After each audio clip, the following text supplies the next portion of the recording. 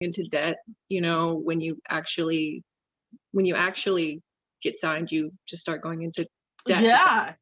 So unless you can't pay that back, which a lot of artists, like I know, there are artists I've gone to school with even, because like the area I'm from Minnesota, I'm from St. Paul, and St. Paul is like a really actually artistic area. So there are a couple of artists that emerged from that area that got like signed and stuff like that.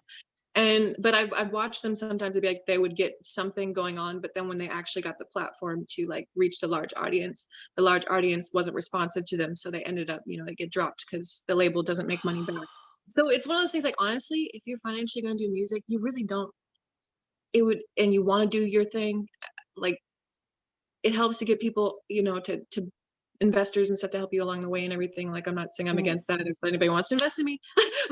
Right. You're like, I'll do it, but just don't let it compromise your work. I mean, you have to really, like, what are they offering you? If you already have, you already do your music, I mean, it's really like, you have to be smart about what they're offering you. So that's being said, like, it's really up to the audience at the end of the night. So I feel like at the end of the day, underground music is everything. And I think, like, with COVID and everything, with labels becoming more irrelevant, it's really not going to matter if a band is signed. There are so many verified bands like Instagram. You go and they have like 1 million followers and they're unsigned. Right, like, right. it doesn't matter. Like, it's like what influence do you have? I think that maybe the old gatekeepers of, like, back in the day don't like that we can now sort of create our own communities and just like abolish. I mean, I think that's like a lot of what's going on kind of with just in music right now in general is where we're like, we're kind of like getting rid of the old ways, we're going into new ways, which I think is more like integrity based and more power towards the artist. And artists get paid like shit, so it's like when you're an independent artist, even if you can be signed and, like I said, just have no money, it's almost like if there's a smarter business model just through the internet, through having your own connections, it kind of like makes sense. Because I mean, I always felt like I need to get signed by this. I mean, technically, I have a distribution company, which is really helpful. But like to be like signed, I always thought that was something I had to get. But then as I got kind of like more known in like the community of musicians, I was like meeting and talking to people who have had deals and stuff like that. It just seems like it's kind of irrelevant to your actual success, I guess is what to say. Like, your actual success still is the measure of like your fan impact, like no matter what. Right. And I love that. And I'm okay with this shift as, I'm not musically talented, but I'm a fan and admirer. And my job is my self-proclaimed job is to highlight these journeys. I believe that, again, with the whole pandemic and everything, for people who suffer from massive depression like I do, and I know you do, for me this wasn't like the biggest tragedy ever. The biggest tragedy for me was not being able to see Three Teeth. California got shut down. They had to cancel the show the day before I was supposed to see them. That killed me because I love chaos magic, and that's what I love about Three Teeth. So it broke my spirit, but that was it. Not the pandemic, not being able to stay at home. Of course I miss live shows, but what I wanted to see was how our musicians, especially because the music industry is literally decimated. Financially, I wanted to see how, but people are still producing music. So I'm like, how are you guys doing it? The fact that I've been talking to musicians who are actually making the sounds from their phones, some of them, and then connecting with their bandmates, via Zoom calls and shit like that. So I think it's dope. And you released, I love, first of all, I was like, how horror is it? Make love to America greatly with a chainsaw. I'm like, God, this is why I love you. Love the warm leatherette fucking cover. That was sexy. Thank you. I mean, all the tracks are sexy. Even Liz's Metamorphosis is dope. Like, and I'm sorry, I just hit the record button. I'm glad I didn't forget, because then I would have been like, shit. No worries. We're gonna have to do this again, but which is great. I'd be like, sorry, Melody, we have to talk again. But let's do, okay, so what I want to know, I guess, first off is, let's see. you popped up on my post-punk playlist on Spotify, which I'm like, oh, I'm so glad that it spies on me sometimes, you know, because I have like short-term memory. Yeah. And I'm like, who do I, especially when it comes to playlists, I'm like, fuck, I forgot all these musicians. Or it's like indie artists too, like you're trying to find out, oh, this person's so cool, and you forget about them. I mean, because I look at indie music like all day long too, pretty much. Because I mean, it helps it's part of my job, and also because like I've always been an indie fan. I think that's maybe why I'm really good at it, is because I've always looked up to people that were indie, like, and how we're just doing the stuff themselves, and would show like videos of like, I made my music video in my bedroom, and I'd be like, wow, you can just do that. So it's like, because I grew up in like, well, when I was like a little kid, I would watch the Grammys and be like, what do I have to do to be an artist? And I would make lists, like just like lists of like things I thought I needed to do, like make a demo, send it to a label. It's all stuff that's irrelevant now, that you never stupid, like be on MTV. Nobody cares about MTV. Like not relevant. But you know, I had like the way I thought it was going to be in my head, and then the way it actually was. But yeah. Well, it sounds like we have that in common. We grew up thinking that things had to be this way, and then look at our lives right now. But the thing is, you didn't give up.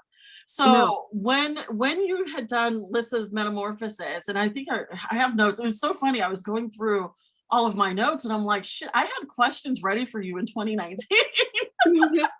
Awesome. So I was prepared for this the whole time because I wanted to talk to you when I was at Sinister that night. With Lissa's Metamorphosis, I loved, and I can't find anything because I couldn't find any more on your alter ego here. Let's talk about Lissa some more for those who don't know who you are and who Lissa is. Sure. Yeah, let's talk about your beginning. So you've already said you've always been drawn to independent music, and then you thought that things had to be a certain way. What made you say, fuck it, I'm going to start doing music, and who are your influences? Let's start with like the basics. Sure. Okay. Well, my dad was a musician. He was a guitar player, not really a singer. I mean, that's why I play guitar, but I don't really play guitar on stage because I like to move around on stage, and I'm in the theater. But I play guitar sometimes on the tracks. So like Lissa's Metamorphosis has my guitar in it.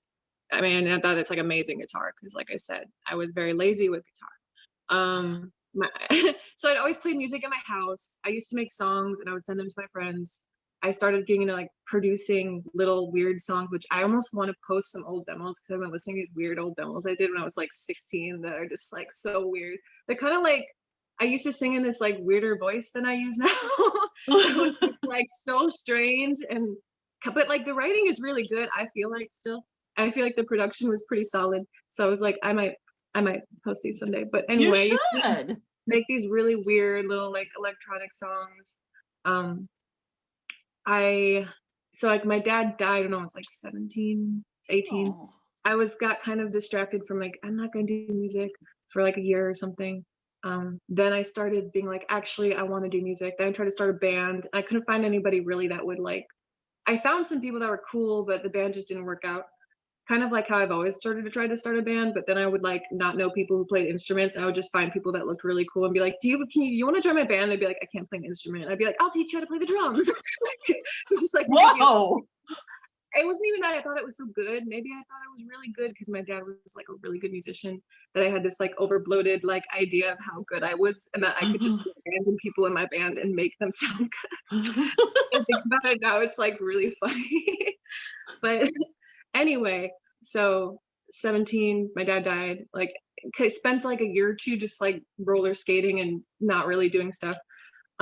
I still had music though from when I was like 16, so I went back to it and was like, I really want to do music. So then I started actually like playing out with my guitar and just like playing songs that I had written, and like sort of started putting them online for like a public, but I didn't really know how to like promote or do anything in any sort of proper sense. So I had very low following. But I went to an open mic. I put my really weird name, which was Queen of Stack Opera. That was my idea. Nobody's idea. It's my name. Even when I didn't have a band, even when I didn't have anything, I was like, it's gonna be Queen of Stack Opera. It came from sort of from like this. I was going through this phase where I was really into Phantom of the Opera, and yes. And I was just like, I thought like it was like really romantic, and just the aesthetics and the story of Phantom of the Opera, and I had this whole fantasy in my head about like being a crazy musician that lives in a basement. Yes.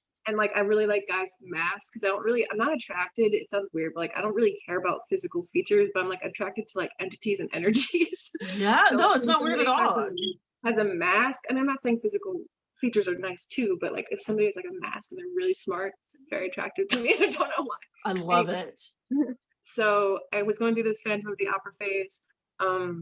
Who had that name, went to an open mic and met this guy that actually had a studio that had like better equipment than I had. Because before I was really literally singing on like a $2 microphone, like I bought from Target. And I was producing, I had a little like, had like a little MIDI keyboard thing that I would play like little weird things. And I wrote these really weird, long-winded songs without choruses. But I feel like they were really cool actually thinking about them. I guess I might post them. They're solid. I would love that. I would love to hear. But I liked them. I still like them. I started working with in the proper studio with my guy who Queen Second with Disraeli. He's sort of like the engineer producer. I guess he doesn't really like to be included as like we're a band because it's sort of my project still, and like I've been working with some other producers and we've been all collaborating on stuff for new material, and it's going to be like a very I believe like I could do everything myself, but I don't want to do everything myself because I want it to be bigger than that, and I want it to be like a huge. There's just certain things you can make it, you can sit and make music alone, it'll always sound like you make it alone, like it'll sound like it's in the box. Like some people, even somebody like Trent Reznor, who is like, you know, the architect for Nine Inch Nails, he's hiring other musicians to play his guitar parts still, like or something like that. I think he actually plays his own, so that might be incorrect, but he hires people. I think he does. I know he works with another guy named he works with a guy who does a lot of like the ambient sounds for him. But regardless, it's still like, you know, it's Nine Inch Nails. He's like the director of it. So I wanted a Queen of Sec opera to sort of be like that, where it's like this, I wanted to turn it into like a brand or an entity that I'm the CEO of. I love it. No, that's important. Yeah. Right. So I met him, we started working together, and that's sort of, I guess, where it started. I just started making demos with him, and then but like during that period of time, I was struggling with my sobriety. I was an alcoholic, kind of. I mean, like I was not at first, and I was just really unfocused. I was in like a very abusive relationship when I look back on it emotionally.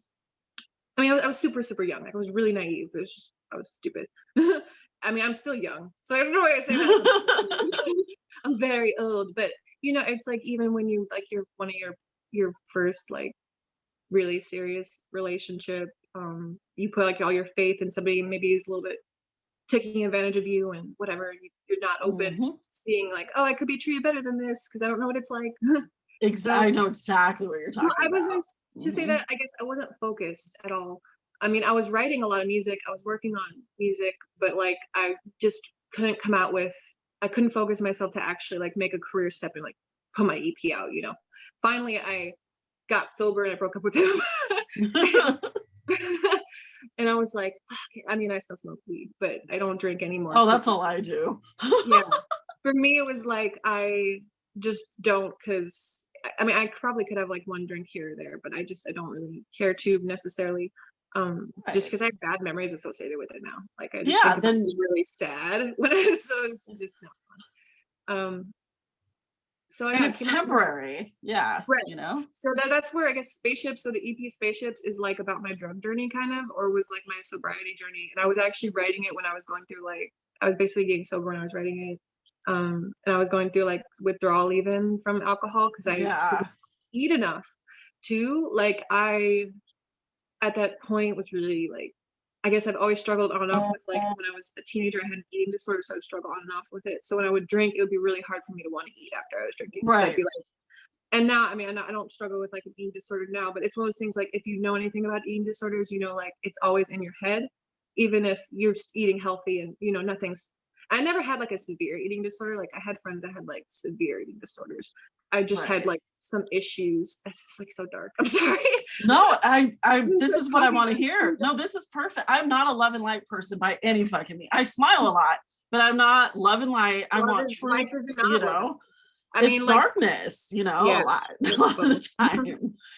You know. I mean, I try to stay optimistic and everything, but you know, that's what the music is about. There's a reason I've always been attracted to darker things. There's a reason why it's a darker sounding project, and I'm just kind of like a melancholy sounding artist. It's like My artists that probably influenced that, I mean, probably, I think like the independent artists that influenced me in terms of like how to operate your independent, uh, sort of like how to be independent was like Emily Autumn and Woohoo. um kind yeah, I would say Emily Autumn was my primarily one. And I mean I love like a lot of my influences that go like Bjork and like PJ Harvey and Nick Cave and like just sort of your Kate Bush. I love Kate Bush. I love Nine Inch Nails, of course. I feel so upset about the Marilyn Manson thing because I used to love him. No, oh no, we'll talk about that too, because there's things that I'm starting to learn as I recover from my own trauma or cope with my own trauma, especially when it comes to abuse. And it's something that Lex Nicola taught me, because again, with the pandemic, we did his Patreon, and he'd go on every week just to talk with all of his fans. And he taught me the whole deal, and it made sense. I'd always heard separate the art from the artist. We all grew up on listening to Marilyn Manson. I thank Marilyn Manson for a lot of things in my life, like the big fuck you to my parents. Right. But it's hard when you're influences, but take a look at this though. Like, for example, don't feel bad about the fact that you loved his music or still love his music. We can love it.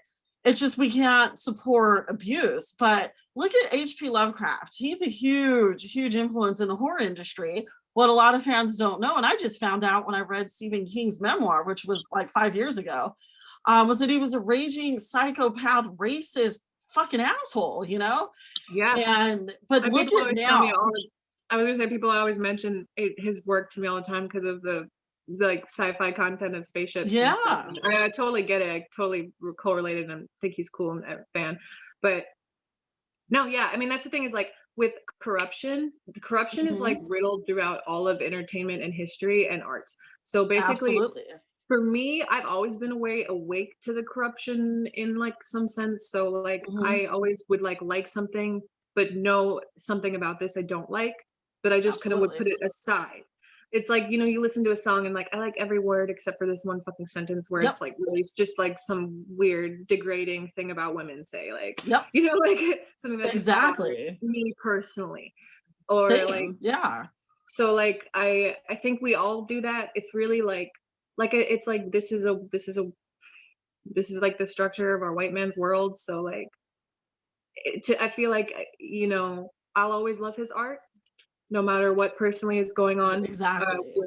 And I think like people don't understand rock star culture is really toxic. Like, and it's always been really toxic. And I say he's one of those older guys that have been around a long time and did not deal with the consequences of his actions. Ever. And nowadays it's weird because artists will like pretend to be like that in the lyrics, like, oh yeah, this is what I do. I smoke and I do Zans and I like, fuck bitches and that's what I do all the time. They like pretend to be like that. But they're not really like that nowadays. Exactly. If you actually like that, you would probably not even be able to sustain a career. But back in the day, like my dad, who was like kind of a rock star-ish, not really like, he was a moderately successful musician in the 60s and 70s.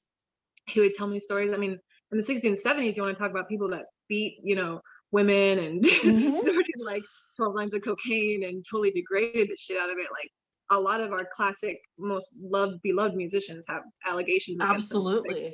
Absolutely. So for me, it's like, am I going to stop respecting Miles Davis because he allegedly beat women? I also think people don't understand too, when you do like a lot of cocaine and drink and stuff, like crazy shit happens. And it's nothing that they can control. Yeah. My friend said something to me last night. She said, she brought up the really good point. She's like, everyone's out there counseling Manson. But yet these are the same women and men who sit there and idolize serial killers. I'm like, fuck, you're right. So and that's where it comes into the accepting the art from the artist. Like, it is what it is. Sometimes I think that they should have taken the step or just admit, say, you know what, if I did this to you, I'm sorry. Apologize. When the Me Too movement started, Al Jorgensen immediately, said, because I realized and I'm pretty sure I did some really shitty things to women, in my youth. The guy's barely, the fact that he's still alive is tremendous, which I'm grateful for because I get to still see him, you know, play and everything. But he apologized and he's like, I'm sorry. And I think that's what it is. These white, especially white men, older boomers fucked a lot of shit up because they got power hungry. You know what I mean? And I think too, when it comes to being an independent female musician, artist, or whatnot, it's important to use the platform to say, hey, you know, this does fucking suck. You said it yourself that you didn't like really have a drinking problem, but it was fucking with you enough for you to go, I can't do this anymore. And it opened you up to get rid of that bad relationship. So these are stories that I think it's very important to tell. The weirder, the better for me. And the more awkward people are, the better, because it makes me feel like a normal, or not normal, but it makes me, so am I. But I do appreciate, what I do want to see is, I wish he would have just said, you know, I'm sorry about this. I'm gonna go dark and figure this out, instead of, you know, trying to more say, oh, this was a distortion of the truth. But I look at him and I'm like, that's because you've gotten away with it this whole time. I mean, and it's also like you have to realize the risk he runs of like going to prison. I mean, he's always been arrested for like other stuff that maybe he really shouldn't have been arrested for, like the stuff about like I'm so mad he's burning crosses, the stuff that Marilyn Manson was popular for, which was like to be the voice of that. He's like the counter corruption, or he was the voice of like saying like, you know, you're the moral corruption, like, oh, I'm so moral, and it's like, no, you're not, you're just as corrupt as I am, and you look down upon me. So that was the point of his. And so like he's an easy target too. I'm not saying he didn't do it, I'm pretty sure he did it. Oh yeah, I'm sure too, but at the same time it's like we kind of have this understanding, you know, about him. I don't know, it's interesting, it's just fun, and it sucks, dude. It's like, why are you putting us in this fucking position? It's like these guys coming out. Change. Oh, there's a dog. Sorry. No, it's okay. I have a dog and kids that are, I'm sure, going to come in because my daughter's already texting me about bacon. Oh, fuck, dude. This is what happens when they don't get to go to school, which I'm glad they don't get to go to school. Now, what was the inspiration for Make Love to America Gently with a Chainsaw? And when did you start working on this? During the pandemic, or? Yeah. I'm trying to, was it during the pandemic? I guess technically when I started it. So I was gonna do a Spaceships remix EP. It kind of, the remix EP sort of turned into this, where I just added some new songs, and it's like still technically kind of a remix EP because there's a couple remixes on it, but the new songs that are on it, it made it like its own new thing. And it was during the pandemic, and it was during like a lot of a very tense American times, and I had this idea for the album cover of like this like American flag with the Joker thing that I just wanted to do in my head. And then the title came from like, because I think because I've watched Heathers, like the movie, which is like, it has that line about like, and I love it. I love this little like sarcasm. That's very much my personality. Like if you know me, like that's the kind of shit I say all the time. Like I'm just a very like dark, humored person. Oh my gosh, guys, calm down. Dogs. Are they yours? No, they're actually my roommates, but they hang out outside my window and they're like totally freaking out or something, but it's okay. So the title just, after I came up with the EP and after we had the EP of like what I'm going to release during the pandemic, which I'm working on more music also that I'm going to release very soon. So it's good. It's a collaborations too with some other like really cool underground artists that are, you know, like really good, bigger, decent people you might have heard of even. So I'm really excited about that. But yeah, I guess we did it during the pandemic. Yeah, it's like June. It was released June 11th is what I see here. I was planning on touring and stuff and doing shows. That's what I was gonna ask. Yeah, like how are you gonna? Everything got canceled. How did you take it? Did you fall into despair, or did you just take it as, well, fuck it, now I have time to do more, you know, content or create more content? Like how did you take the news when everything got canceled? You know, it was actually like it sucked because it was kind of a pivotal point where I really could have helped my career if I would have gotten to play in LA a bunch, which was why I was starting to do because during that period of time, like my music had gotten attention from Daniel Miller from Mute Records. He's the guy Ooh. who discovered Depeche Mode and Nick Cave, and I'm a huge fan. So it was like, that's probably still the biggest thing that ever happened to me is him being like, wow, you're really cool. Like, all he had to do is just like approve my thing. He didn't sign me or anything, but he approved it. And I was like, it's amazing. No, but it really gave me, I was at the confidence, like I was really hardworking and really creative. I was creating every day because I literally do everything for Queen of Stack Opera for the most part, except for pretty much some stuff involving the engineering and production. But like everything else is like I'm writing the songs and I'm doing the visual content and I'm writing the lyrics and I'm trying to shoot my own music video and I'm starring in the music video and I'm making my own. I'm literally gonna like paint. I'm gonna paint a picture to put on a shirt because I decided I'm just gonna do the art myself. Yeah, I mean, fuck, do it. Yeah, I'm just all about. I feel like people would like that too. I personally like if somebody painted. I mean, I'd be more like interested in buying the art that the artist painted. I think that's cool. And I actually just started painting because I was having like a lot of anxiety and panic, and I was just like so naturally started painting, and then was like I should just put this on a shirt and sell it. And so I'm gonna do that. But what was my point? I can't remember the question. You were saying that we were doing, I do this all the time. So I'm like, yeah, I'm not the only one. I'm doing this huge panel for a convention. And I'm like, what was the question again? I love it. They keep inviting me back. So I'm like, okay, cool. No, the question was, like, how did you take it? You were right there. You had the attention. Right. So it was like, sorry, pandemic. No, I was going to tour and I was going to go out of state and stuff for some shows. So I was I was kind of bummed, but I also, at first I kind of just took it like, okay, whatever, I can just work on some music and I can work on videos. I can just work on online stuff. And I like doing the online stuff too, because I don't know, I'm a techie. I'm a computer nerd, so I don't mind doing it. But as time wore on, I got more depressed about it for sure. And more, I mean, generally it's like, I didn't become a musician to sit in a room and never interact with people. Like I wanted, and like the kind of feelings you get at shows, actually meeting people in person versus like exchanging a message. Like I would much rather have the memories of getting to actually like meet these people. I mean, like, I can, you can message other musicians and it's cool, and that's our new way of doing things. And like Zoom calls and stuff, they feel more personal because it's like, at least you're kind of like interacting. Yeah, like exactly.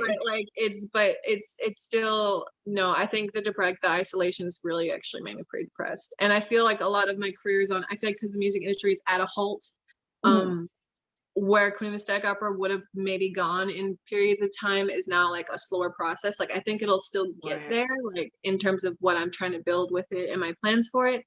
Like I think it'll get there, but it's now slower because of the pandemic. So that sucks. I wish it was over. But, I know.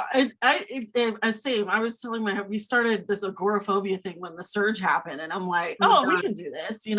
We just wanted to stay in the house, like, and not go anywhere, have our groceries delivered. And I'm at the point now where I actually had a friend over last weekend, and now it's like, fuck, I want human interaction again. But at what cost? I don't know. As part of me says, oh, maybe I should just get it over with. But I have kids, I can't, take that risk and go, oh, let me just have get the damn virus, because I'll get the virus before I get the vaccine. And even still, will I get sick? But I don't know. I want to start doing shit again. I miss LA. I'm 40 miles east of LA. Oh my God, me too. No, LA is like, I miss that, like, you could just walk around. I mean, LA is like this place you can see, it's just so exciting. Like it really is. When you actually live here, it's exciting because you never know who's walking down the street. It's just like a bizarre experience. There's giant billboards everywhere and you're like, what the fuck? Anyway. Yeah, it's like, whoa. And you actually follow the dream. You follow the dream. Minnesota to California to fucking LA.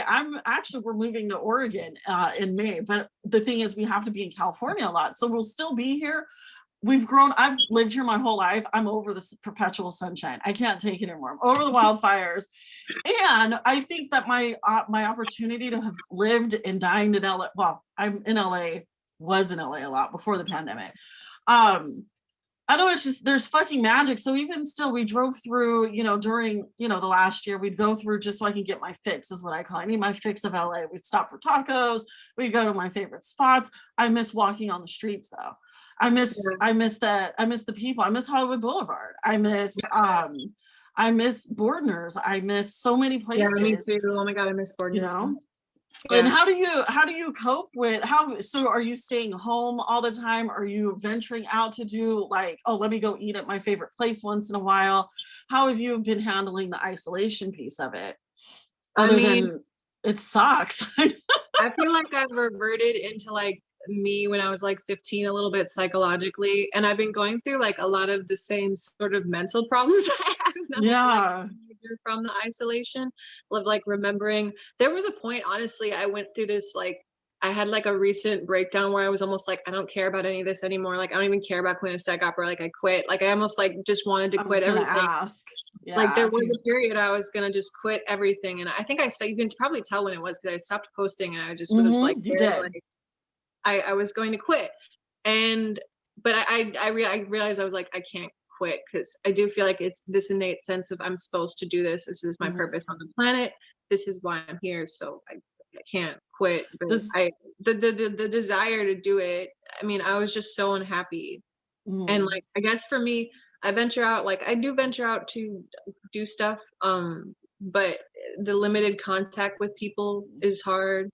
Like I go out and and like you can't even really sit and eat anywhere. You like go and you get your food somewhere and you like take it in the car and eat exactly. it. It's like It's not it the doesn't same taste the same. interaction. Actually, the eating in cars thing that I've been doing has been so depressing. I'm just so over it. Like, Yeah. we It's always keep. hard. It is really hard. And I feel you. I feel like when I fall into like, what the fuck am I doing this shit for? And I fall into that, I envision my depression as this giant abyss, this void, and I'm just floating in it. But there's always this string there that's attached to me going, sorry, you have shit to do. This is your purpose. Yeah, Get the fuck out. right. You have to do this. So I understand. But what about anxiety though? Like how do you cope with the anxiety? How do you keep yourself from taking to a bottle? How do you make art from your anxiety as well? Like Oh, for sure. how do you Those are cope? great Do you have questions. like a routine, a I meditation? do. Yeah, how does it Those work are for the you? great questions, actually. Great questions. No, for real. Like this is very seriously something I feel like I can actually help people with this. So I've been researching a lot lately. I feel like I have some sort of PTSD a little bit from being sexually like molested, which is very really dark, but it's okay. I'm happy. No darkness. So I also have like obviously anxiety. Um, I use a lot of, I guess when I started to do a lot of just like I don't know, they're called like the it sounds really stupid, but I guess basically meditation has helped me a Mm. lot. I've used sound, I use like sound so they're called like binaural beats and things like that on YouTube. Ooh. I use like the Tibetan bells a lot, Yeah. like the chakra alignment bells, and it's really helped me because it helps me feel better no matter what is going on. I've also been really, since the pandemic, gotten really into just like studying a lot of things because I have a Mm. really busy mind. I realized like I'm learning a lot about myself that I never knew before of like why I do things, and like I've noticed like I have a lot of irrational fears. I'm like have a lot of I can't really turn off my brain. I think a lot, so I started like being like I have to focus my mind on other things where sometimes I'll start into mental spirals where I feel like I lost control of my thoughts, and like the thoughts that are coming at me are not what I'm ones I'm choosing, but ones that I don't want. And so I had to learn to like control my thoughts. Mm. I love it. um No, that's great. no, I mean, and it helps to have support, talk to I've started repairing relationships in my life that like I didn't realize kind of were like sort of like actually deeply scarring things that were affecting like unconsciously affecting things you didn't realize, like Mm. even like so like my upbringing, like my family is a very complicated family, just complicated.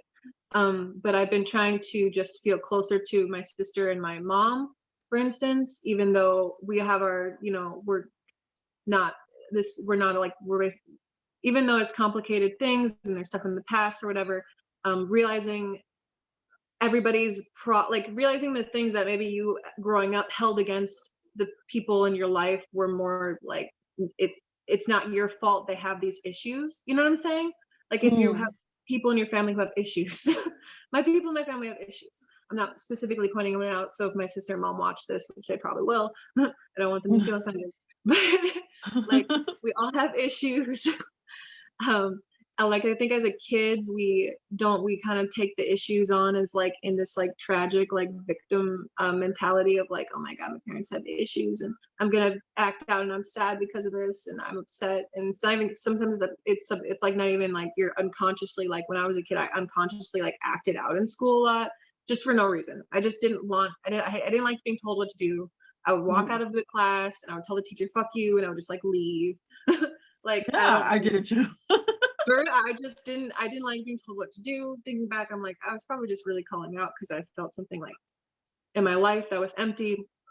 So I realized like there were some issues that were happening as, you know, now that I'm in LA, I'm a grown woman, I'm queen of psych opera, right? I realized some of those issues that were affecting relationships in my life that really had nothing to do with my family, like were kind of like I started feeling better, I guess, just being able to exist and deal with outside problems, trying to repair the relationship with my family, even though I don't ever see them because like I said I live in LA and I don't really see them, but I've just been calling them and it's been helping. So I did that. That's I did good. meditation, and it just sounds like cheesy, but it does help. It helps. Art itself, of course, is something that I feel like fundamentally I've realized like I do like have to do it. I think if nobody listened, I would have to do it. I think like I have so much mental energy from being really on all the time and always feeling like I have to learn, I have to, you know, do something. I feel like I have to create something. And I was always like that when I was a kid. I was always like trying to create stuff and just trying to like always do something. I think because I have always been like that. Wow, I just totally like lost my train of thought again. No, it's okay. I was like mesmerized by you. And then like the light was shining and I'm like, woo, I love it. This is what I do, because it's like a healing thing. You're a musician. So oh yeah, art is healing. Art. You started going with art. You're right. It's something I have to do for myself. I will do it no matter who is listening to me, whether it's 3 people or whatever. It is absolutely fundamental. I know, because when I do have breakdowns, sometimes I get ultra creative during it because I feel this intense energy too, which I did feel recently, and I wrote a bunch of songs that I probably will, you guys will hear soon.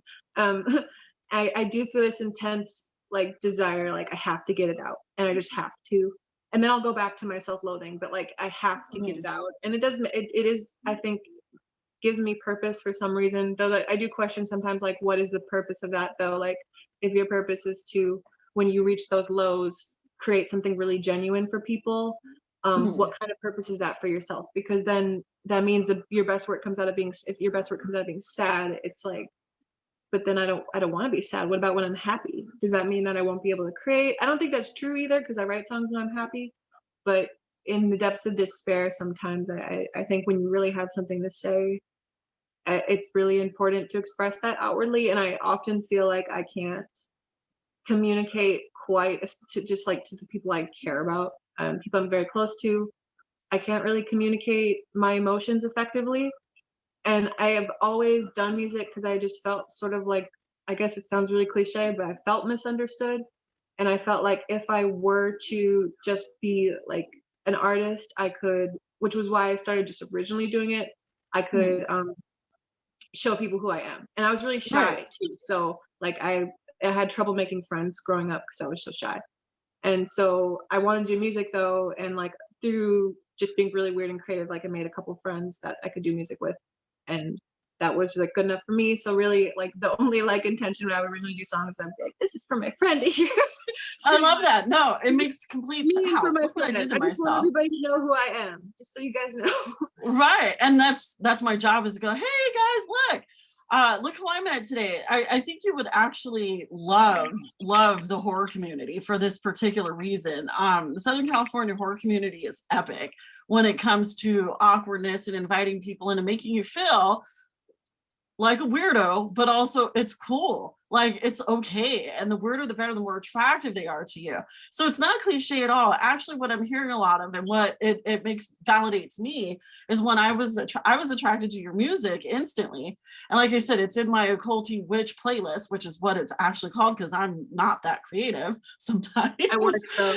You know, and it's you're meshed in with Tori Amos, you're meshed in there with PJ Harvey, you're in there with Chelsea Wolfe, you're in there, and you're mixed with all of these queens that I'm actually listened to. See, we have the same influences. No, I love and them. what it does with your music actually does is what you're doing is you're healing. And I'm learning from, you know, myself and other people. We're going through a transition right now. So this is why I feel it very important to highlight musicians and artists, is we are going through this shift. The pandemic was just the beginning of this greater shift that's, you know, about to happen within the next 4 to 5 years. You know, it's Pluto's alignment and shit. So what you're doing is actually taking your pain and conveying it, and you're actually helping other women, especially who have suffered through, you know, abuse, physical, mental, sexual abuse, people who just feel like shit all the time. You're actually helping them by letting them know you're not alone. Yeah. You know, I feel this way too. And like you said, I have a hard time communicating things verbally, so I write it, or I'll just make something funny up because I have a dark sense of humor, and the shit that flies out of my mouth makes no sense. Sometimes I'm like, whatever, it worked. But you're this healer. This was your purpose. Not saying I know all or anything, but I could feel it when I listened to you. That's why I was like, we've got to talk. This is long overdue. But and you're honest about your darkness, which is very, very important. I think I was looking at another post of yours a few weeks ago where you had mentioned that, okay, I'm going to go back to being depressed now, is what it was. I can't find it because this shit blows up every time I'm on a call. But I think it's important too to convey that, you know, this is real. Like Kanye West is an asshole because he actually capitalizes off of mental illness and depression and anxiety. I find him to be a piece of shit. And again, he's just making it like, oh, he's using it as an excuse for his being an asshole type of thing. So it kind of, I don't know, it kind of hurts people in a sense to me when people capitalize off of other people's sadness. You're not doing that. You're conveying music and going, hey, listen to me, this is who I am, and try to understand me, listen to me with an open heart. So that's what I get out of your music. I so agree with the capitalizing on sadness thing, because I feel like that's a trend in music right now, to capitalize on depression without really understanding like the depths of depression, like like it's like so many people want to claim like it's like you want to say, I don't know what it's like, become cool to be part of your image, but it's like you do not want to be mentally ill. It sucks. It fucking sucks. You do not want to be in fear all the time. You do not want to be paranoid. You do not want to have irrational thoughts that if you like told somebody these thoughts, they'd like look at you like, I can't believe you thought that. You know what I'm saying? Like, it's not cool. No, it hurts. I think people need companionship. I always found companionship in certain artists. It was really, I think like why I understand why it's important is because I connect so much through music and art to myself, and really, really need it for myself. Like just, I need art. I'm so glad we have it in the world. If we didn't, I don't know what I would be doing here. I would be very lost. You know, in a sense, I was reading a quote back in there's this quote that I lived by when I had my awakening. You know, I started practicing witchcraft and studying the occult, never ending journey. And I realized that life is not like, let's reach this goal and reach this destination. I'm 40, by the way. So I always thought that I had to have my life fixed and set and carry on after that. Where I actually ended up at this crossroads going, fuck no, I'm just starting to live. Like I have stories, I have wisdom now, I'm starting to live. So the quote was, and I think it's from the Dalai Lama, I have to look it up, even though I've tried to memorize it for 4 years now, but memory. the world doesn't need any more successful people. What it needs is more artists, creatives, healers, magicians. It needs more of you, Queen of the Static Opera. This is what the world needs. And like you were saying, this is my purpose. And I think what happens with the pandemic is everyone's eyes are open. Look at the civil unrest that happened last year. The killings of Black men and women in America is nothing new, but because people are actually watching what happened, it became this whole movement, which even opened my eyes because I'm a privileged biracial person.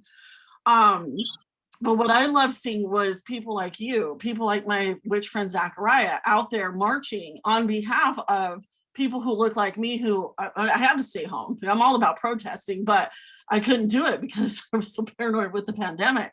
But to actually see people who I have always admired and been influenced by out there marching for me. You see what I mean? You see, you know, and I love that. I love seeing not just a post. I love seeing the action that's out there and the words coming out. Yeah. And I've never seen white people do that before, you know? It's actually incredible. Yeah. No, and I think the thing is, people have always profited off of the division of like white people cannot help. It's sort of like feminism, like men cannot help the feminist movement. Like because it's actually like propagated division, because if men did help the feminist movement, we wouldn't need a feminist movement. Things would be perfect. It's like if white people didn't, you know, if white people would just, I don't know, it's kind of like a long time, but loaded topic, but you know what I'm saying? Oh no, it's a long one, but it's interesting because just what it is to use the platform that you have as a, you know, a white person, or like I told my husband, I'm like, you have to realize how privileged you are. And because he's like, oh, we're poor. And I'm like, we're really not, you know, and you know, having to educate like white immigrants say, you know, they go, well, I came from another country too, and I went through the process. I'm like, you really didn't have the same experience as, you know, an immigrant coming from Mexico or even from a Muslim country. But I think it's important. But the fact that you're out there, well, you weren't out there, but you did have stuff to say. And I think that Make Love to America Gently with a Chainsaw kind of conveyed that a bit for me anyways. No, it is a political thing. You're right. There was a political, I mean, the time I released it was purposeful. I was feeling very much involved in like, I've always looked at this world and saw it as wrong. And in relation, my dad was sort of darker skinned. And he grew up in a very like white family, and my mom, I don't really know his race, to be honest. I don't know what the hell he was darker looking. So he got beat up a lot by his cousins. So my dad sort of just was like he really actually, he didn't look like, he was, I guess he was very, you could not quite tell what race he was. So he got beat up for that, I guess. So because of that, I've always been, I mean, I grew up in like a very immigrant heavy area. I actually went to most of my schools were like not really like white kids schools per se. Like they were like, the statistical makeup of the school is like white was just a small portion of the school. So when I grew up and I started realizing there were white supremacists, which like I started running into them and like those people, it kind of actually, like, I lived in a very weird sheltered world. I didn't even think about my dad's race. Like I didn't acknowledge, like for me, he just looked like my dad. Right. People would kind of give us, like when my dad would go to school with me, people would sort of like ask, like, is my dad Native American a lot? I would get that a lot because technically I have Native family because my dad married a Native woman in the 60s and had kids. Yeah, so I have family on the reservation in Red Lake. But so I guess I get from a weird family of, you know, all sorts of people. Same. Mine's very diverse. I mean, I look very white, but when I would go to school, like too, like people would be like, "It's kind of weird that it's your dad," and I'm like, "Yeah, that's my dad." So when that was going on, I felt like there was a consciousness shift in general towards and even I felt a consciousness shift of understanding things I didn't understand about feminism, racism, that I will say, like, as a white person, you're so, because society is so set up and structurally brainwashed. It's like same thing with our views on women and how we view men. And right. It's like when you don't question certain images. So like when you watch TV and it's everybody's in a laboratory, say, and they're doing smart things, they're all white men. You don't question that in your head because you're so programmed to see that. Where when you see diversity, you're like, wow, this is diverse, and you consciously think of that because you realize the structured program is the default program. I had a friend who worked in like some big movie scoring faculties. I'm not going to name who, but like he was talking about just there's so much lack of diversity in all the components of production. It's all just white men. That's all. And I grew up too as being like I was a girl who always wanted to do boy things stereotypically. I was a tomboy growing up. So I started learning like production, and playing guitar was, as opposed to sing at that time, like singing was the more girly thing. And I learned that like, I'd like to sing too, but I wanted to learn the boy stuff because I felt like that was the smarter stuff, which actually is stupid because singing is just as hard as that stuff. I try and I can't do it. They brainwash us to devalue like things as like, oh, this is not hard work, and it's like, this is really hard work. What are you talking about? Right. Then they just say, oh, well, they could do it. I read this book, and I'll send you the link later. Because I was actually trying to study like monogamy, and because I think monogamy is bullshit. But it went into more, I actually started learning a lot more about like how men are in control of everything and how they set up, the standards by just this simple act in a moment of history, a simple act of the men pulling I can't think of the name of the fucking instrument. But they pulled this thing, and the women were just the ones there to harvest it and turn it into bread, the wheat, especially here in America. But just how these simple acts turned into, a whole history of misogyny, our whole existence, human existence. It's just bullshit. I don't think we're going to be here much longer. I think the planet's already like, I'm sick of you guys. You were an accident, or maybe not. Maybe she's actually weeding out people and forcing us to look deeper within each other, inside ourselves, and pull out what we're here for. I'm sure you have friends and followers who are still trying to hold on to the old ways of things. Like, we all miss going out. We all miss going to the bars, like we were just discussing. But I have friends, one in particular last night, and I'm noticing, and she's like, well, she's like, told me that she got the Rona, which is why I allowed her into my house, because she had the Rona already during Christmas time. But what I've noticed with her during this whole pandemic is that she is so upset that her routine got fucked up, which was going out all the time, doing these things. And she's still holding on to these ideals. We talked about Manson a bit, and she was the one who brought up that really good quote. So the conversation was good. But what I'm noticing is she's still out there shopping like, oh, there's no pandemic. Or why don't you just plan your shopping shit out, order stuff online, support small businesses? I'm giving her all these things on how to curb the try to do her part. She's not interested. She thinks that's being rebellious, that she thinks that it's being cool to be out there still trying to do the same shit, trying to hold on to the same ways of thinking. I believe this is a shift where we have to go with the flow. We're gonna. You said you went through a part where you were gonna quit, but these are the things that are hard. These are the hard lessons that everyone has to learn. Or I see the government even falling apart a bit. That would be great. I would love that to see it crumble. Start paying us to stay home if you want this fucking virus to stop. It's all politically charged now, and I don't know. I just think it is going to be the artists, musicians, creatives that are going to be the ones that survive this shit. So, I mean, I think a lot of good art will definitely come out of it. It's funny too with the politicians. It's like they tell you like, stay inside, and it doesn't matter. We're not going to pay you shit for staying inside, and we're going to like we don't really give a fuck what happens to you, but I'm going to go out to dinner. Yeah, right, and spend billions. Like, the fact that the world's wealth is held hostage, and it could be all fixed. It's everything's fucked up, but I also see things crumbling too. I see things frayed at the end. I'm like, started with the civil unrest, honestly, in my opinion. But with that, I was gonna say there was a period I almost felt like, oh my God, are we gonna like all riot against the government? Not like during the actual thing on the Washington, not the Trump stuff, but like the other before part, I was like, are we gonna all riot against the government? Because I'm so into this.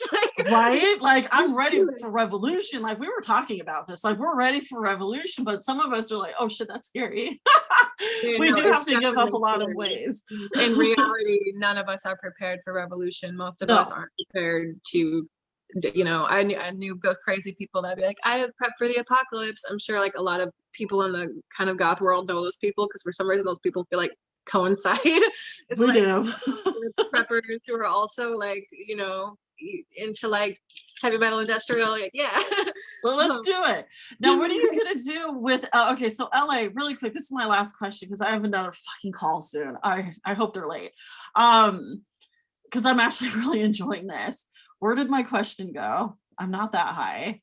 It's okay. okay. It was something about LA because again, we were on the topic of LA and you're here. You said that you're actually going to start releasing more music soon. What are you hoping? Actually, are you going to get the vaccine when it's time for vaccine time, when we're considered worthy enough to get the fucking thing? Are you interested? I'll do it after a lot of people do it. That's how I feel too. And I think it's funny how that's even to me a little suspicious. Why they're inoculating the old people first. I'm a suspicious person. I'm very, and I won't like I feel a little bit like I don't feel super. I'm not into government medicine. I do, but I obviously I'm not saying I'm not a no vaccine person or anything, but like I don't think hospitals take care of poor people very well. In fact, I know No, that they don't. they do not take care of, they definitely don't take care of poor people of any non-white origin of race. They take care of those people even worse. And like my dad's treatment in the hospital was also very poor, which is why when he was dying, though I think that there's nothing really they could have done, sometimes it's like your soul is just time to leave. I was gonna say we shouldn't talk about witchcraft at some point. Yeah, let's do it. Yeah, I have time. Let's switch it then. Let's do some witchy stuff. So I forgot when you were telling me, when you were asking my rituals, I really wanted to put something like that in it because I've started using the sounds just because it helps with my anxiety. And I guess I'm really sensitive to sound and my hearing is really good now, especially. But like I didn't really get to talk about any witchy stuff. No, let's do it. Let me actually just, this is easy. Just, okay, let's go into that. How do you practice other than, the meditation? I love to say, I haven't heard much on sound, I don't know what to call it. Sound grounding, something like that. I don't even really healing, sound baths. Have you done one of those? A sound bath? No, I would never go and perform. I would never go and do that ever. I would do because you're supposed to sound bath with people, and the people that sound bath in that way are just not. I'm not about group spirituality so much. When I want Me to be too. I like to be alone. Maybe if it's somebody close to me, or we're gonna do like a witchy thing. Like I do that with my friends sometimes. We'll just put spells to like release, negative energy or set my intention and try to, because I do believe in setting intention. I believe in like, I won't lie, like I do have like I have a little spell jar. I do like a thing for guard myself from negative entities because I'm a firm believer in like the psychic realm and I do see ghosts. So I and I need to protect my spiritual self from that. So I do that. I do, like I said, I set spells for what I want in life or whatever to protect myself. Manifest. Yeah, you protect and manifest. I do, of course I celebrate the holidays sometimes. Like I always do altars on the solstices and stuff like that. It's not a thing like I miss. What I really like is nature really recharges me spiritually. And it sucks because I'm very isolated from nature in LA. And I think that's something that's really been a little harder because in Minnesota it was more like woodsy, and I would always like I've been doing pretty much unconsciously doing witchcraft since I was like a little kid. Yes. Then it got more like I could actually make stuff happen, and when it like more felt proven to me, it was like, wow, the world is so much more than what they try to tell you it is. And there's so much more to it. But that being said, I haven't been practicing that much because of my depression and like not wanting to accidentally invite in negative entities. But I do use like, I am a big user and like, I don't really make like, I practice like I guess like I practice very like, because I grew up reading a lot of books on like how to be, there's like how to be like the pagan witch and how to be, it's like such a, I just kind of go, I guess, by what I feel is right. So, and what I believe in. So like I said, I usually have a spell jar and I usually I like to do runes as well because I believe that like the sound, because a rune is a sound also. So like, even though it's writing and I draw runes and I do spells typically related to the runes, but like it's also a sound. And for me, like, I think sound is really something that I've realized it's like a fundamental great power of the universe. Like sounds can influence reality, like in ways. I wish I had my book here. Understand. No, I mean, like, so every rune is a sound, and I just thought that was also really fascinating. So like, I just got really into runes, and I grew up with like, I can experiment with a lot of stuff, and like I have a friend who practices Egyptian magic really strongly, and it's like so strong. I don't do Egyptian magic, but like it's like every form of magic you can choose to practice will work if you have the intention of making it work. Like, and if you like feel connected with it, you can make it work. I mean, it can be worked for negative reasons too. Like I totally believe in those things, especially since I've come to LA. Right? Some weird shit here, and you're like, I cannot explain this. Yep. I wish I could live there. And this is fascinating. So I love hearing, like, I was unconsciously practicing magic as a child. And I was going to ask, nature inspired, where would you go in LA? That's another thing too. Which is why we're moving to Oregon, is because I'm sick and tired of trying to get my nature fix, and I have to go way out of my way, and to find out that or all the lakes in Southern California are man-made. To me, that takes the magic out of it a bit. We started going to Baldy for a little while, Mount Baldy, because I'm in the Inland Empire. Sadly, it's even worse. You can actually go up there, and there's like, this pretty productive, flow of water coming through, and it's a natural source because of the snow. But it's even there when it's hot. So that's all I got. I want to just be able to walk outside though, and have orgies well, not orgies. I love doing that to scare my husband. He gets so scared. He's like, we're not doing an orgy, but we want to go and do ritual in the forest for once. We've done magic on the beach. That's what we have. We have the beach, but sometimes I don't need, as a Pisces, I have, of course, the water, the ocean helps. Yeah. I'm a Pisces, but I've just started learning. Well, and that's what I was going to tell you too, is I do have this ridiculous intuition, and where I was talking synchronicities with Dusty the other day. I love what I do. I love talking to people like us, but there's this book and I actually interviewed, I don't know if you're familiar with Matt Oren. He wrote The Psychic Witch. It came out last year, but he actually taps into, what I'm curious is your sound, your connection to sound, and using it in ritual and whatnot. Yeah. So I'll actually send you the link, or maybe I'll send you the book, because he'll give me a free copy. But he actually goes over like the different clairs, the clairs. So it's pretty cool. I call them the clairs because it's like clairvoyance, the different kinds of psychic. Yeah, the psychic that goes beyond. Everybody experiences it so differently. Like my sister's really psychic too, but she's just different. Like her powers are different. Like she can look at people and see basically their past lives. That's awesome. But she is like crazy powers, and she like literally, like, if I have a demonic entity attached to me or something, and I cannot get rid of it, and it's just this negative entity feeding on like my darkness, right? She can just get rid of it. That's sick. That's awesome. She's very powerful. I don't know how she got that. She says like it's like she feels like she can feel like the darkness of the universe and the light at the same time, but which she sounds really balanced and all that.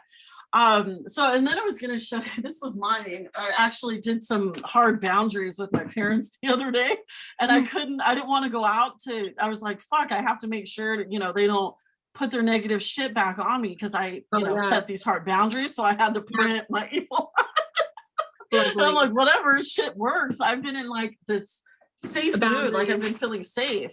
I Oh had my to God. my So mom is a important. narcissist, you know, so Oh, and weird. it's I was just learning about narcissists this morning. oh I well, was and just I was Yeah, I that's love the interesting. videos. It's See, weird that you happen to be doing that because I was just like synchronicity. I've just been like super into like psychology right now and just like trying to understand everything that happened to me in my past, like and who so like I've started to understand like gaslighting and narcissism and stuff more than I Mm-hmm. ever before. And I'm like, wow, this makes so much sense. It's making me feel better too. But anyway, go on. It Your mom does. is It's kind of freeing, right? Like yeah. it's super freeing. Like I was afraid. Again, because I couldn't take it anymore. I'm like, the gaslighting is insane. I'm tired of questioning, you know, am I a Everything bad person? all the Because time. yeah, am I a bad person because I don't fit into what their perspective, what a successful human being is? I'm just tired of it. So I was able to actually I read them this lengthy letter and read it to them so they couldn't just, rip it up and throw it away.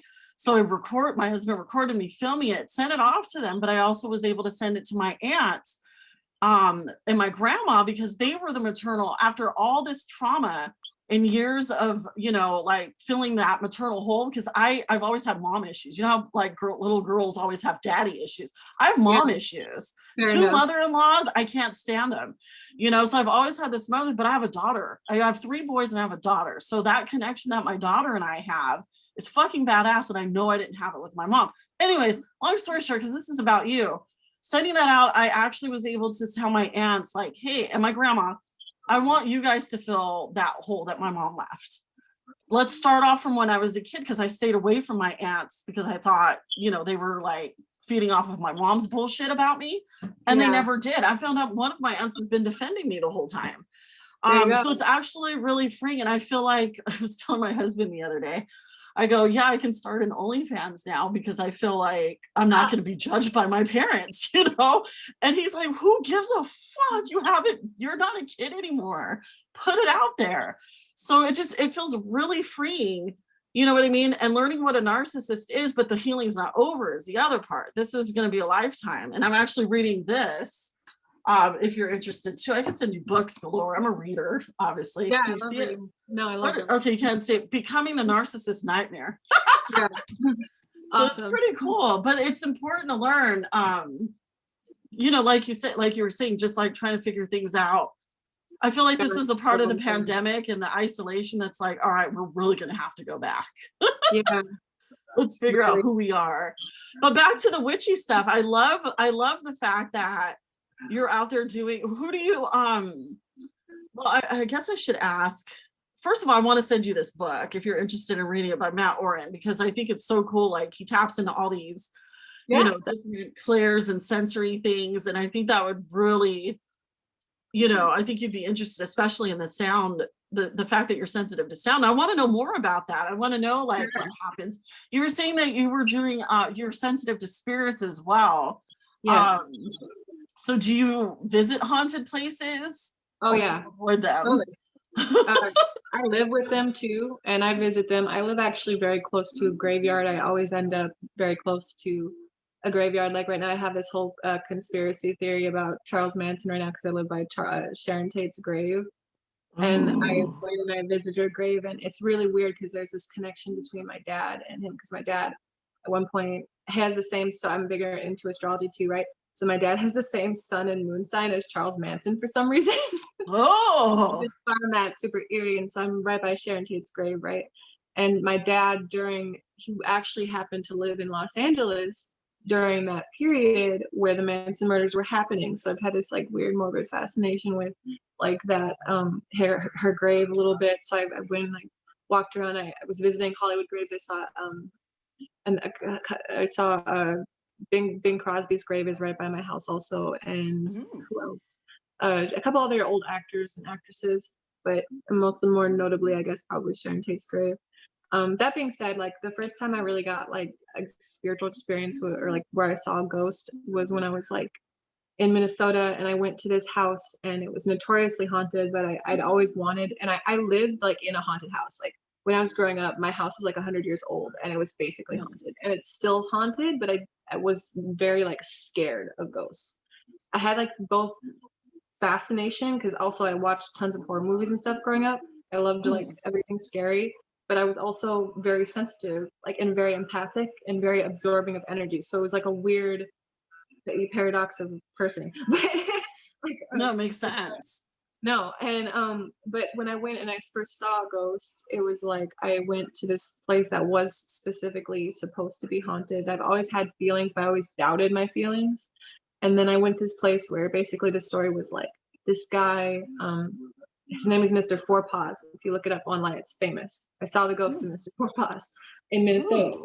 It's like this restaurant now, but in Minnesota, I guess it used to be his house, and he owned like a Mm. bunch of property. He was this rich guy. He was married, and he had a maid, and he had an affair with the maid. The maid hung herself out the window, and Mr. Four Paws shot himself across the street. So I went there basically with the intention of seeing ghosts, and that was the first time I saw like a full disembodied spirit. Maybe people think I'm schizophrenic, but I don't know. I think I saw it. I it was believe you. that was when I really saw like the first. That was like when I first saw my first ghost. Um, then after I moved to California, like as soon as I moved here, I'd always been really psychic and sensitive, and like, but I wasn't like fully aware of like how psychic I could be if I tuned my powers, like per se. It sounds cheesy, but if I tuned No, my it mind makes to sense. it. All of us could be psychic. It's really just like about Yes. activating your. It's like not like I just activated my pineal gland. Plus, I started drinking coconut milk every day. And if you look up coconut milk, there's a relation between what you eat and Yep. your the energy cores in your body. I mean, Yep. It's so true. when you eat a lot of say coconut, which is one of the oldest foods on the planet, and it's not a hybrid, and basically there's something very spiritual about coconut. And I started just consuming coconut every day, and I got more spiritually aware, and I was more able to sense entities and see ghosts even more than I had before. Where like before, it would just kind of like sporadically happen. Like when I saw Mr. Four Paws, it was just like he walked across the table. He just like walked across the room, and I was like, "What did I just see?" but It's more controlled when you eat, certain foods. I get it, because I get it. Everything that you're saying makes sense. So yeah, don't worry about it sounding cliche, because I'm yeah, like, I get it. I've it's experienced how it. it is. Yeah, Yeah, it's it's just how it real. is. No, it's And real. And you can like it's like they say like grounding activities if you get too much in the spiritual realm like are actually important, and like eating foods to ground yourself, which I had to learn because like you can be so much in the spiritual world, like you sort mhm, of lose your mind.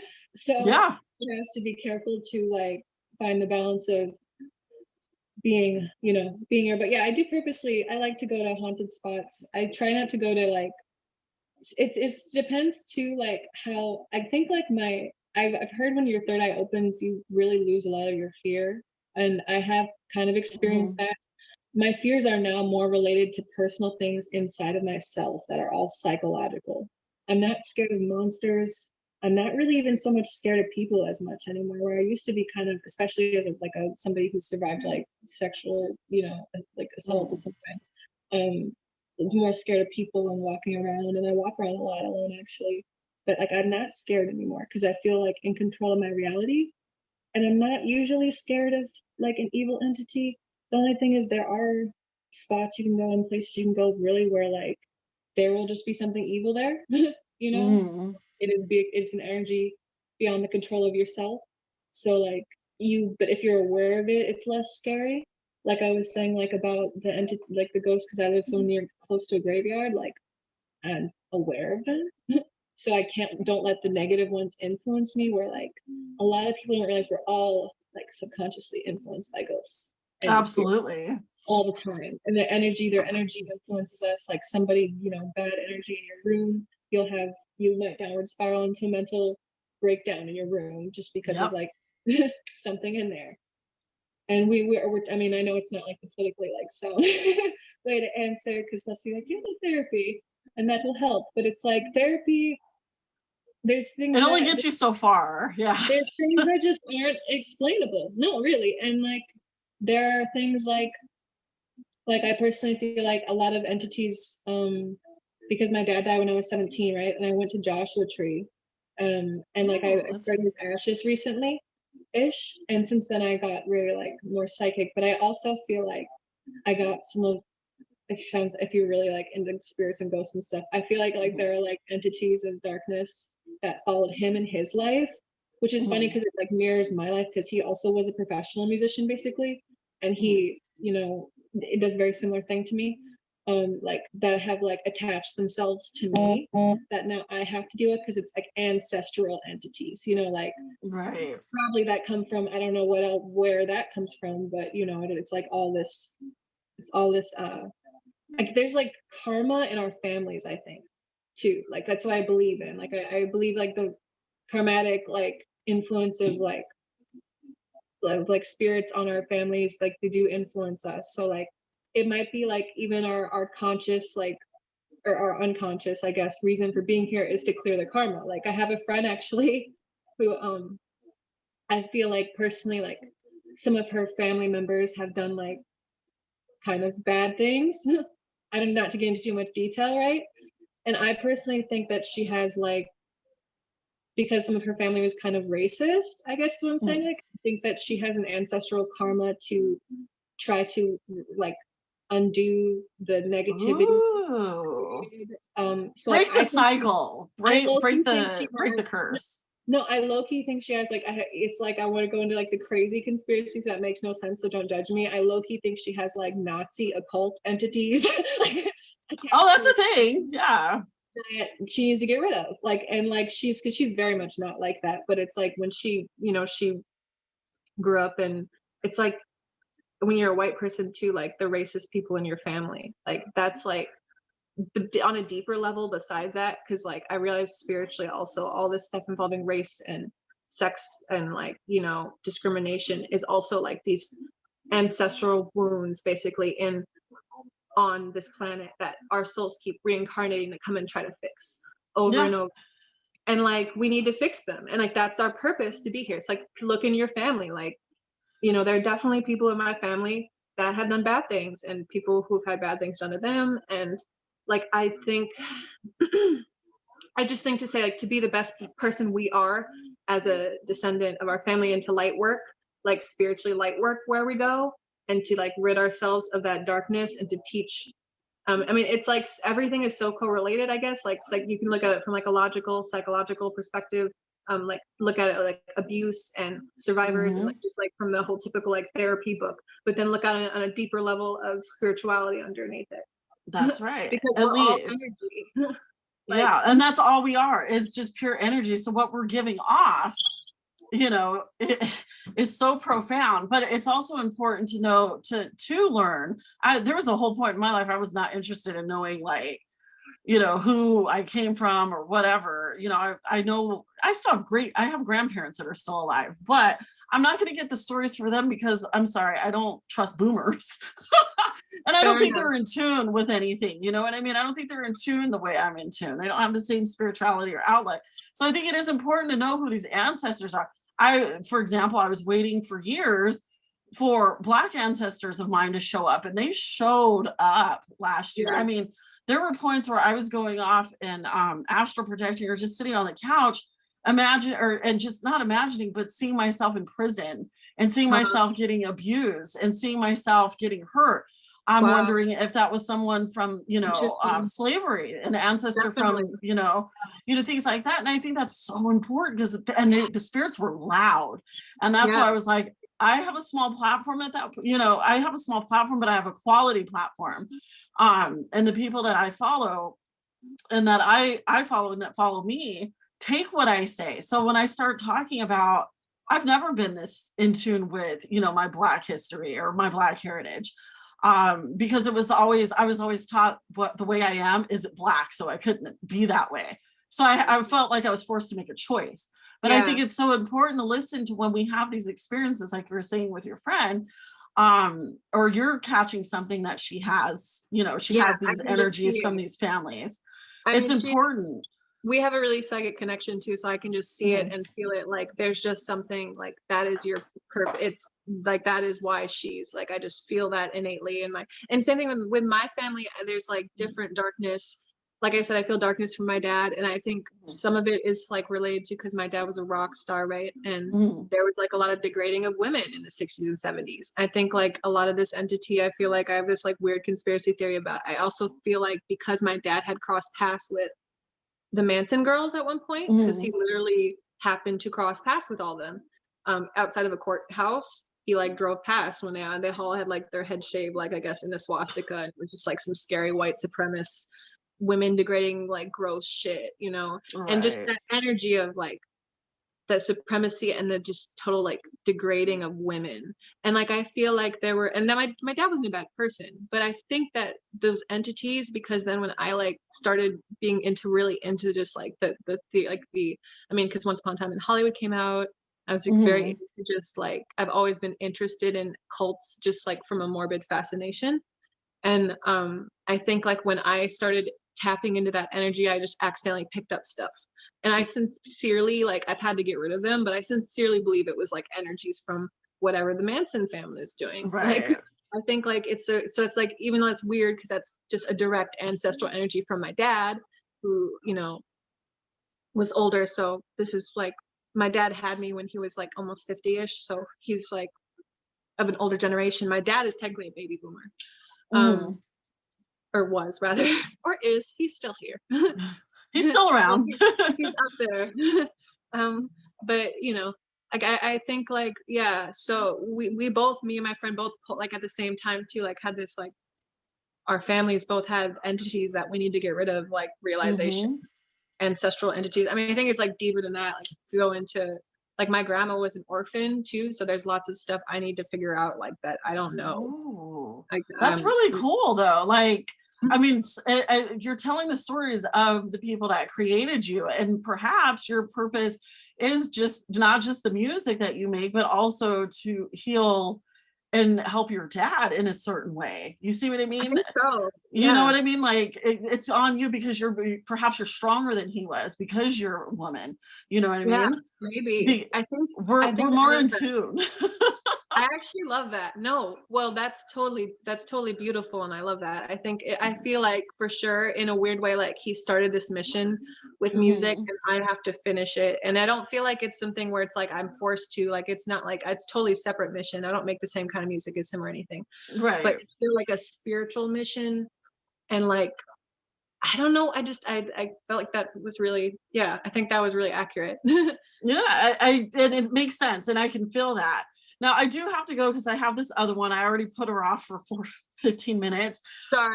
But no, I really want to continue this, but I have enough to, you know, for the feature. But if you would love to talk again, I would love to catch up on, first of all, give me about an hour and finish this other interview, and let me send you, I'll direct you to Matt and send you the book. I think you'd catch something, and let's talk about spirits more. And of course, music. Of course. No, I would the whole point. But yeah. I'm enjoying the shit out of this. And this is why I hate myself for fucking I'm like, oh, well, I'll save myself some time on the weekend and book one after another. And I always end up regretting it. Shit. It's okay. You can, well, we can figure out, maybe we can call like again later tonight and finish. I would love that. I would love that because I want to hear me pulling out my resources. Yeah, totally. I'd love to talk about music and ghosts. Yeah, exactly. You're great. You've been great. Thanks so much. Like I said, give me about an hour and I'll start sending you links so we can reconnect whenever you want, because I'm pretty flexible. Yeah, I have somewhere I have to go like for like an hour in the middle of the day, and then after that I'll be back. So after that, something. All right. Oh, you rock. Fuck yeah. Thanks again, babe. I'll see you soon. See ya. I think I'm doing it.